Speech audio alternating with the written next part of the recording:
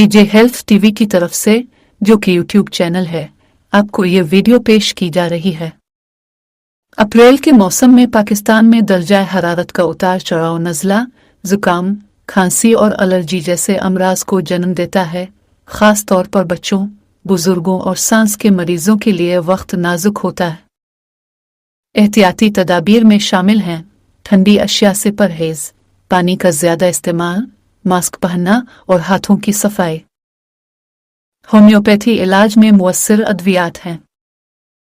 एक्नाइट 30 अचानक बुखार में, एलियम से 35 पानी वाले नज़ले और आंखों से पानी में, 30 खुश्क खांसी में, जलसीमियम 30 जिस्मानी कमजोरी और गुनूदगी में, आर्सेनिक एल्बम 30 सांस की तंगी और बेचैनी में।